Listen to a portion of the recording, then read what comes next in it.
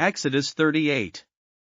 They built the altar of burnt offering of acacia wood, 3 cubits high, it was square, 5 cubits long and 5 cubits wide.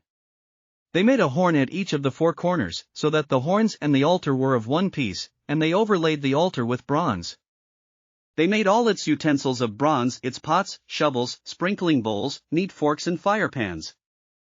They made a grating for the altar, a bronze network, to be under its ledge, halfway up the altar. They cast bronze rings to hold the poles for the 4 corners of the bronze grating. They made the poles of acacia wood and overlaid them with bronze. They inserted the poles into the rings so they would be on the sides of the altar for carrying it. They made it hollow, out of boards. They made the bronze basin and its bronze stand from the mirrors of the women who served at the entrance to the tent of meeting. Next they made the courtyard. The south side was 100 cubits long and had curtains of finely twisted linen. With 20 posts and 20 bronze bases, and with silver hooks and bands on the posts. The north side was also 100 cubits long and had 20 posts and 20 bronze bases, with silver hooks and bands on the posts. The west end was 50 cubits wide and had curtains, with 10 posts and 10 bases, with silver hooks and bands on the posts. The east end, toward the sunrise, was also 50 cubits wide.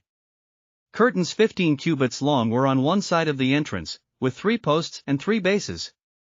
And curtains 15 cubits long were on the other side of the entrance to the courtyard, with 3 posts and 3 bases. All the curtains around the courtyard were of finely twisted linen. The bases for the posts were bronze. The hooks and bands on the posts were silver, and their tops were overlaid with silver, so all the posts of the courtyard had silver bands. The curtain for the entrance to the courtyard was made of blue, purple and scarlet yarn and finely twisted linen, the work of an embroiderer. It was 20 cubits long and, like the curtains of the courtyard, 5 cubits high. With 4 posts and 4 bronze bases.